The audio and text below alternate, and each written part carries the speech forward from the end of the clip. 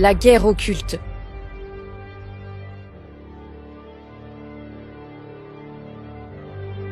Suite aux événements malheureux de l'année 2001, qui aboutirent à la destruction de plusieurs tours, un mémorial a été construit. Et l'on peut remarquer qu'à la place des 2 tours détruites se trouve un emplacement qui semble destiné à accueillir un cube. Cette construction est une sorte de moule cubique de couleur noire, comme pour pouvoir y encastrer un cube noir. Ce qui est intéressant, c'est qu'on retrouve souvent devant des lieux de pouvoir un cube noir. Cet étrange cube occupe en réalité, sans que l'on s'en rende compte, tout notre espace de vie. On le retrouve figuré dans chaque QR code. En effet, les 3 carrés noirs présents sur chaque QR code représentent les 3 faces visibles du cube noir. Pour les personnes pratiquant les religions monothéistes, ce cube occupait déjà leur vie bien avant l'arrivée du QR code. Dans la religion islamique, la religion juive et le christianisme, le cube est profondément associé au culte.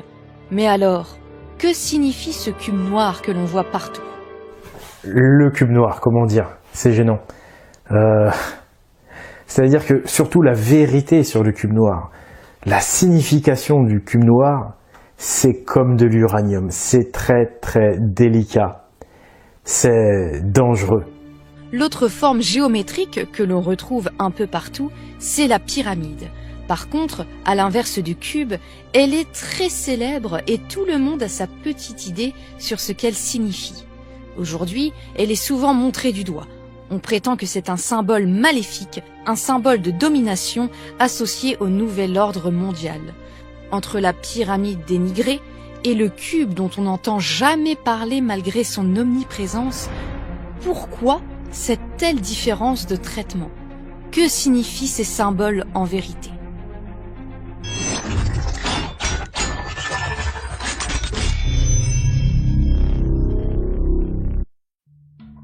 Dans le documentaire intitulé « Ce qu'on nous cache derrière le svastika » disponible sur la chaîne, nous avions mis en évidence l'existence d'une ancienne civilisation primordiale, une civilisation mondiale qui semblait avoir été unie par une religion primordiale universelle.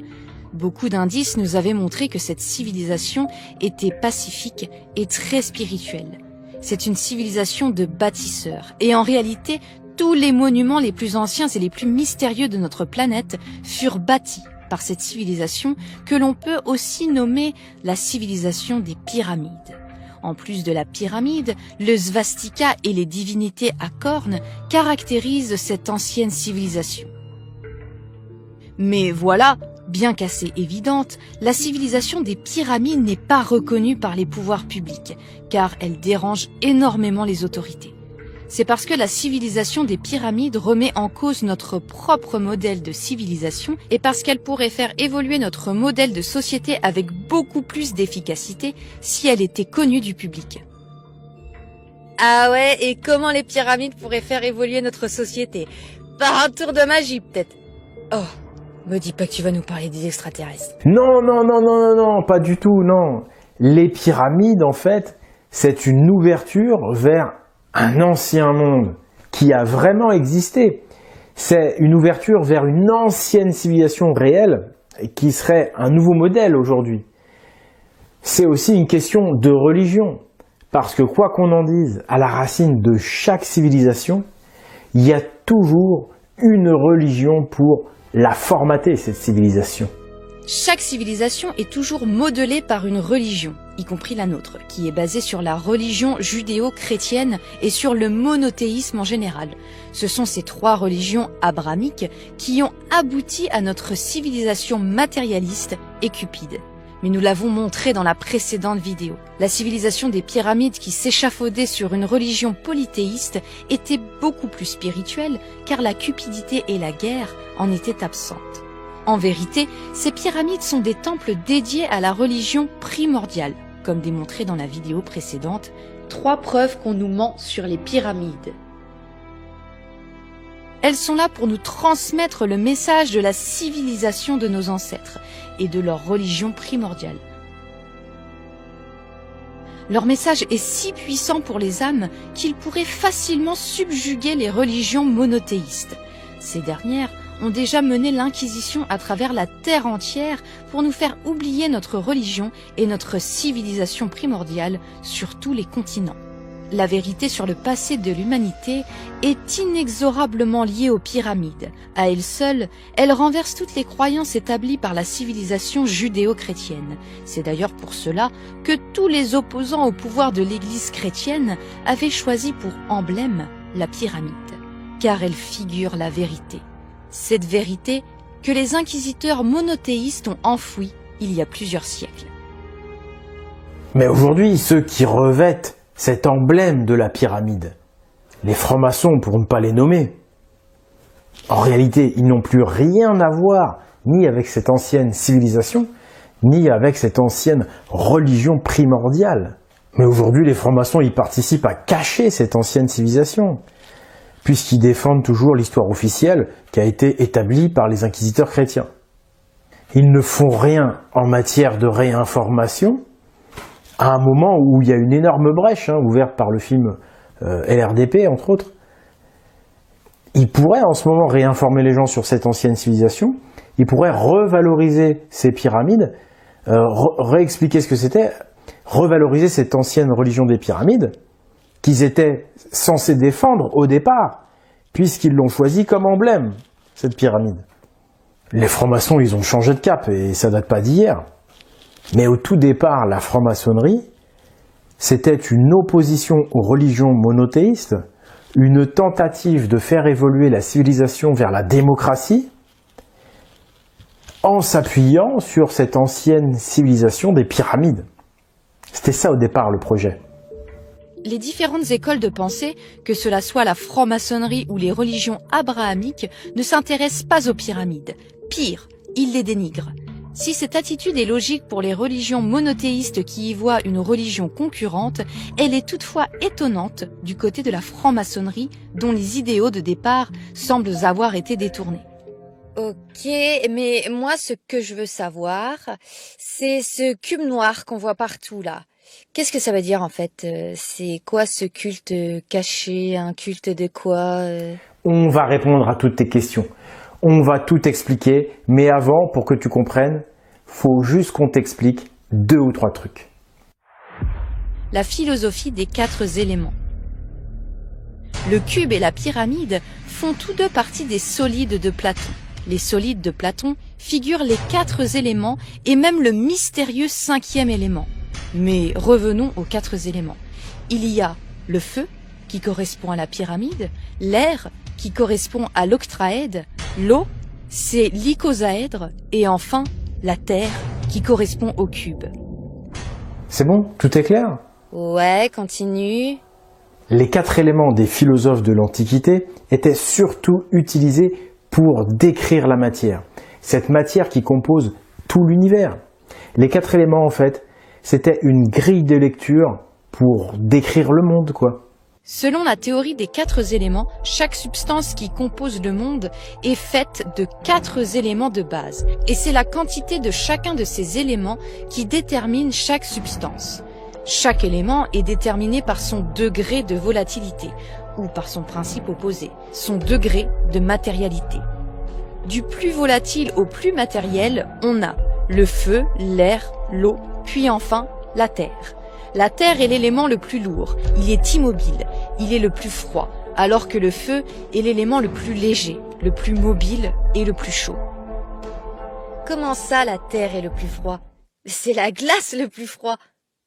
Ouais, mais du point de vue des 4 éléments, la glace, c'est l'élément terre. Hein? Bah non, la glace c'est de l'eau. Oui, mais pas dans la philosophie des 4 éléments. L'eau à l'état liquide, c'est bien l'élément eau. Mais dès qu'elle devient glace, elle change d'état. Elle devient immobile, elle est comme de la terre. Donc la glace, c'est l'élément terre. Autre exemple, tu fais bouillir de l'eau. Bah, ton eau va devenir l'élément air, puisqu'elle va se transformer en vapeur. Ah d'accord, donc c'est une question d'état de la matière alors. Voilà. Les 4 éléments sont aussi une philosophie qui repose sur le fait que dans l'univers, il y a 2 grands principes. Le principe matériel et le principe volatile ou lumineux, parce que la lumière est la substance la plus volatile. Cette même lumière est dégagée par l'élément feu. Il y a donc une vraie logique dans l'univers. Il y a 2 grandes tendances, 2 grands pôles. C'est le principe de polarité. L'élément feu représente le pôle lumineux et l'élément terre représente le pôle matériel. Bon, la vitesse de la lumière, c'est ce qu'il y a de plus rapide au monde. Ensuite, avec l'air, le vent est plus rapide. Puis, avec l'eau, les cours d'eau sont bien moins rapides. Et enfin, on a la terre, la pierre, eux sont carrément immobiles. Ah ouais, du coup, il y a une vraie logique. C'est à partir de ces simples constatations que les anciens sages mirent en place la philosophie des 4 éléments. Les anciens notèrent également 2 choses. D'abord, la nature est conçue par une intelligence. Ensuite, elle est animée par 2 types de lumière, la lumière visible du soleil et la lumière invisible. Tu peux donner un exemple de lumière invisible, s'il te plaît? En fait, c'est très simple. La lumière, c'est une onde. Il y a les ondes visibles, donc la lumière que l'on voit, et puis il y a les ondes invisibles, le Wi-Fi, les ondes de ton portable. Pour les anciens, la seule différence, c'est qu'ils appelaient les ondes invisibles lumière invisible. Voilà, ils utilisaient toujours le mot lumière comme nous on utilise le mot onde en fait. La lumière invisible, c'est du Wi-Fi, c'est des ondes de portable. Les anciens appelèrent ces ondes, ces lumières invisibles qui sont à la source de la vie, les dieux. Et comme l'intelligence, elle aussi, à l'origine de la vie, et, tout comme la lumière, quelque chose d'immatériel et de volatile, les anciens ont associé cette force lumineuse et immatérielle à la source de la vie. L'intelligence habite l'esprit, qui est lui-même immatériel. Quant à la vertu, la bonté, elle est également purement morale. Elle n'est pas issue des besoins physiques de l'individu. La vertu est un besoin spirituel, immatériel. Avec cette logique, les anciens ont donc tout naturellement associé le bien et le bon Dieu à la lumière, à l'immatériel. C'est pourquoi pour représenter le bien, l'esprit et le bon Dieu, ils utilisèrent l'élément le plus lumineux, l'élément feu. Quand vous voulez immortaliser une pensée et la transmettre aux générations futures, vous construisez un temple. Et comme l'élément feu correspond à la pyramide parmi les solides, les anciens ont construit des pyramides. L'élément feu est aussi figuré par le triangle. C'est pourquoi le triangle figure Dieu et les ondes spirituelles. L'emblème du dieu Odin, c'est justement 3 triangles, car 3 triangles, c'est suffisant pour faire une pyramide. Le culte du Dieu lumière contre le culte de la matière, Satan. L'homme sage qui veut s'approcher de Dieu doit maîtriser les passions de son corps. Les passions du corps sont matérielles. Leur excès mène à la déchéance, tout comme la cupidité qui est une dépendance à l'accumulation de matière.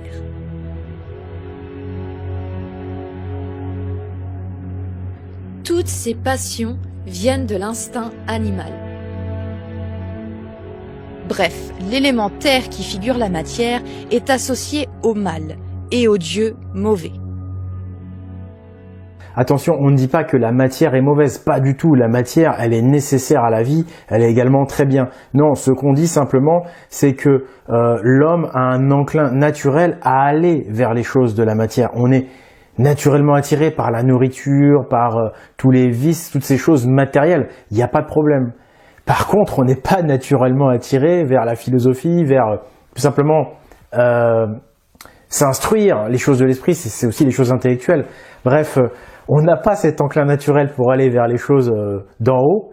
On les a vers le bas. Donc c'est pour ça qu'il faut faire un culte pour les choses d'en haut, les choses de l'esprit, pour rééquilibrer, pour faire face à cette force inertielle naturelle qu'on a dès la naissance qui nous emmène vers la consommation et puis c'est tout. Voilà, et donc c'est pour ça, vous avez compris, qu'il y a une direction naturelle, la nature donne la direction de on a faim, on a envie de consommer, il n'y a pas de problème. Donc on doit s'efforcer d'aller vers les choses plus intellectuelles pour maîtriser cet instinct. Et quand on est dans le culte de la matière, ça veut dire que on va dans le sens de l'élan naturel, on va même l'accélérer, on y va encore plus, donc ça crée des problèmes, c'est un vice. L'homme, pour son bien et pour le bien de tous, il doit s'élever, il doit aller vers les choses de l'esprit, vers la lumière philosophique. Et à l'inverse, il doit se maintenir à distance, il doit rester en contrôle des passions matérielles, des passions terrestres, des passions de la chair, etc. Ça, c'est évident. Et c'est le but de toute véritable philosophie et de toute véritable religion. Mais cette évidence, quand on la met en relief avec les 4 éléments et les solides de Platon, cette évidence, elle va révéler au grand jour les forces occultes qui meuvent les principales religions de notre civilisation. Oh là, Oleg, alors en fait, t'es juste en train de me dire que la pyramide, c'est un culte à l'esprit, donc au bon Dieu, tout ça. Hein. Alors, ça veut dire que si je fais un culte à son opposé, le cube, t'es juste en train de me dire qu'en fait, on fait un culte à la matière, au dieu du mal. C'est pas exactement ce que j'ai dit. Mais selon les codes de la philosophie des 4 éléments et des solides de Platon, que toutes les religions ont adopté, y compris les monothéistes, tout est comme si le cube noir, c'était un culte au dieu matérialiste, au dieu des passions du corps, au dieu de l'argent. Ce dieu était nommé Saturne chez les Romains, Seth chez les Égyptiens, Satan chez les chrétiens, ou encore Shaitan chez les musulmans. Ah oui, là c'est chaud quand même. J'espère que t'as d'autres arguments quand même. Plein d'autres, évidemment. Le cube, s'il est noir et pas d'une autre couleur, c'est parce que le cube noir représente la planète Saturne et le dieu du même nom, Saturne, vénéré par les Romains. Les anciens utilisaient les planètes à la manière des 4 éléments. Le Soleil est la planète du feu, de la lumière et de la vie, alors que Saturne est son opposé. C'est l'élément terre, la matière froide et immobile, sans vie. L'étymologie de Saturne a donné le mot Satan. Saturne, Satan, ou encore Seth, qui est le dieu de la mort, de l'argent et des passions matérielles. Il réclame des sacrifices en échange du pouvoir qu'il donne aux prêtres, tout comme le Dieu de la Bible qui demande à Abraham qu'il sacrifie son propre fils. Le crucifix catholique pourrait même évoquer un sacrifice humain sur l'autel de Saturne. En effet, Saturne est un cube. Or, si l'on regarde le patron de la croix latine de manière géométrique, la croix latine est un cube. Dans l'Ancien Testament, l'autel sur lequel offrir des holocaustes est cubique. Le jour de Saturne, c'est le samedi. Saturne et samedi sont liés étymologiquement. On le voit mieux en anglais. Saturday et Saturne. Or, samedi, c'est le jour saint du judaïsme. Sa couleur est le noir, comme la mort, alors que le glyphe de Saturne est une croix latine équipée d'une faucille, comme l'ange de la mort. Les prêtres de l'église romaine sont vêtus de noir et portent la croix latine. Son chiffre est le 7, car Saturne, c'est le 7e astre le plus éloigné du Soleil et le 7e astre visible à partir de la Terre. Parmi les 7 premiers astres après le Soleil, Saturne est la planète la moins éclairée par la lumière du Soleil. Elle est dans l'ombre. C'est pourquoi elle figure l'absence de la lumière et de vie. C'est la matière inerte et morte. Cette immense planète est figurée par l'étoile noire de Star Wars, présentée dans notre vidéo précédente, le sens caché de Star Wars. Mais Saturne est aussi appelé le Seigneur des Anneaux, car cette planète comporte des anneaux. Elle est aussi dans la trilogie du Seigneur des Anneaux, l'incarnation du mal. Maintenant que nous avons compris cette grille de lecture des 4 éléments et des solides de Platon, nous allons pouvoir observer et lire dans les monuments et dans les temples religieux avec un œil éclairé. Les temples et la symbolique religieuse révèlent le vrai culte. Comme nous l'avons vu, les pyramides figurent le dieu de l'esprit et de la lumière. C'est pour vouer un culte à ce dieu que l'ancienne civilisation a construit des pyramides. Et c'est pourquoi les pyramides se retrouvent partout sur notre planète. Égypte, Chine, Amérique et même en Europe, même si elles sont cachées. Ce bon Dieu du ciel est aussi symbolisé par le triangle, car le triangle est le glyphe de l'élément feu. Le dieu Odin est figuré par 3 triangles. Ces 3 triangles figurent les 3 grandes pyramides de Gizeh, On retrouve ces 3 triangles sur chaque cathédrale gothique d'époque classique. En effet, chacune des 3 façades comporte à son sommet un triangle. Chacun de ces 3 triangles figure l'une des 3 pyramides d'Égypte. C'est ce que certaines Notre-Dame nous démontrent par leur architecture. Le triangle des cathédrales gothiques figure une pyramide. Nous avons démontré dans le film Templiers, Vikings et cathédrales que les cathédrales gothiques étaient les derniers temples de l'histoire à avoir été consacrés à cette ancienne religion primordiale, dont Odin est le dieu principal. Au pinacle, entre les 2 tours, se trouve le triangle. Ces 2 tours jumelles des cathédrales gothiques nous font penser aux 2 tours jumelles de New York aujourd'hui disparues. La verticalité des tours de Notre-Dame, la hauteur des plafonds et des tours, c'est vraiment un signe pour désigner le ciel, pour révérer ce Dieu du ciel, ce Dieu immatériel de lumière. Mais dans l'architecture des temples monothéistes, on ne trouve ni le triangle et ni la pyramide. Ce sont généralement des temples bien ancrés au sol et massifs, dont il ressort une impression de lourdeur et d'horizontalité. Voici le Vatican, la basilique du Sacré-Cœur, la Kaaba de la Mecque, la grande mosquée d'Alger et la synagogue de Belz. Un autre temple vénéré par la religion judéo-chrétienne, c'est le temple de Salomon de Jérusalem. Or, celui-ci est de forme cubique. Le fameux royaume de Dieu, la Jérusalem céleste qui doit descendre sur terre d'après les prophéties chrétiennes, eh bien, cette Jérusalem céleste a aussi la forme d'un cube. La Kaaba, vénérée par les musulmans, est un cube noir. Le cube noir est honoré dans le judaïsme. Leur autel pour les offrandes est également cubique. L'arche d'alliance est également cubique. Les prophéties monothéistes attendent le retour de Dieu. Elles attendent la venue de son royaume sur terre, un royaume qui, d'après la Bible, a la forme d'un cube.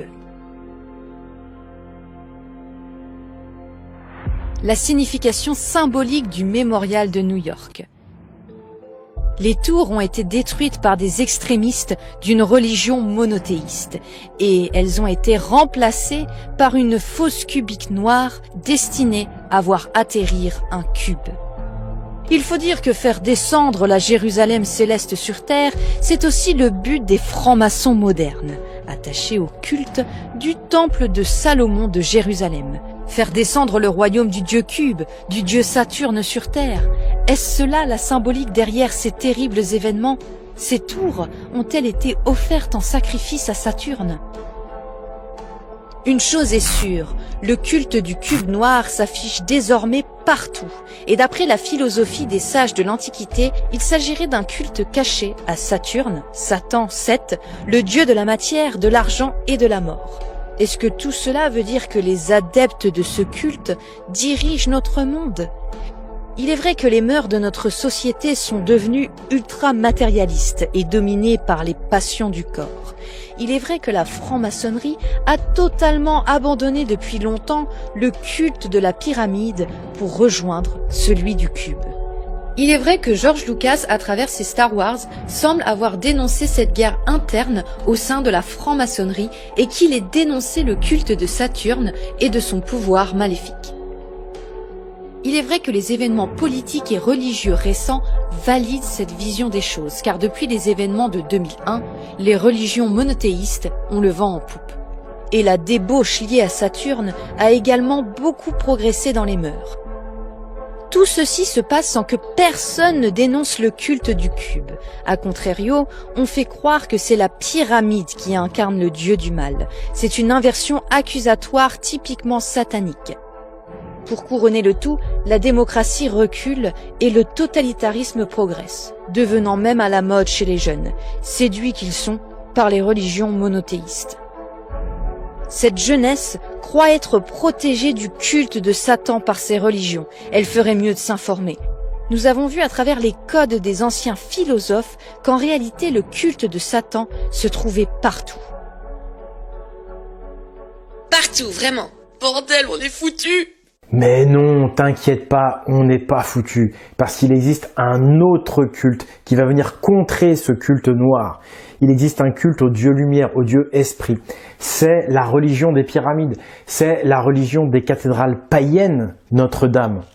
C'est un culte au Dieu lumière, au Dieu du ciel, au Dieu esprit, dont le nom chez les derniers païens d'Europe était Odin. Et si nos ancêtres ont bâti ces immenses pyramides et ces immenses cathédrales Notre-Dame, c'est pour nous transmettre à nous cette philosophie. C'est pour nous transmettre cette religion des philosophes qui, à leurs yeux, avait une valeur immense, une telle valeur que ça a mérité de construire ces immenses temples qui étaient faits pour durer et pour transmettre justement cette philosophie du Dieu esprit. Donc tu vois à quel point c'est important ce message qui est transféré dans les pyramides, dans les cathédrales. C'est pour nous transmettre cette philosophie qui peut nous faire sortir de l'impasse, parce que c'est vrai que notre civilisation est en difficulté, et donc cette religion des pyramides peut faire évoluer positivement notre société.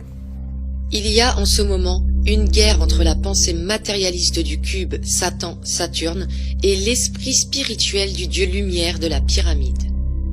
C'est en faisant la lumière sur cette guerre, sur ces vérités religieuses et sur ces vérités historiques qui nous sont cachées que les forces claires de la pyramide peuvent avoir une chance de lutter contre les forces noires du cube de Saturne. Car aujourd'hui, ce que redoute le plus l'empire de Saturne, c'est la vérité. Ce qu'il redoute le plus, c'est que la lumière soit faite sur cette civilisation des pyramides. Pour que vous puissiez cultiver votre esprit et vous instruire, même si vous n'aimez pas lire. Chez l'Esprit Viking, on sort maintenant des DVD. Comme ça, vous allez pouvoir regarder les films documentaires tranquilles dans votre salon. On a sorti déjà un DVD avec 2 films, puis le DVD de Jeanne d'Arc. Et là, c'est l'événement. On sort le DVD du film Shadowban, du film censuré sur YouTube, Esclave Viking contre Dinard. Ce film historique sur la véritable histoire de l'Europe et de la France, qui dérange tellement. Mais vous savez, c'est très important l'histoire. Hein. C'est la lumière de la vérité et l'institutrice de la vie. Hein. Donc ce film, il est très important. Et maintenant, donc, vous pouvez vous procurer en DVD, donc sur esprit-viking.com, la petite boutique qui soutient fermement, qui sponsorise ces vidéos. Le dernier livre qu'on a sorti, c'est Histoire secrète des Jésuites. C'est également très important pour vous rendre compte de l'influence qui peut y avoir dans les universités, justement, cette influence qui va venir modifier l'histoire, falsifier l'histoire. Pourquoi voilà, on n'a pas la vérité dans l'histoire officielle. Et donc je vous rappelle que voilà, l'Esprit Viking, c'est ce qui fait tourner cette chaîne, c'est ce qui nous permet de faire ces vidéos. Il y a aussi l'association Pagan, évidemment, avec vos adhésions, qui nous permet donc de faire ces vidéos. Et puis il y a le Tipeee de l'Esprit Viking qui me permet moi aussi de me rémunérer pour ce temps que je passe à faire les vidéos, parce que je ne suis pas rémunéré pour le temps pendant lequel je fais ces vidéos avec vous. Donc partagez les vidéos si vous pouvez, ou alors partagez les DVD ou prêtez les DVD à des amis. Ça peut être aussi un moyen de faire connaître ces vérités. Voilà, je vous remercie de m'avoir suivi. C'était Oleg de Normandie pour la vérité et la justice. Merci, à la prochaine.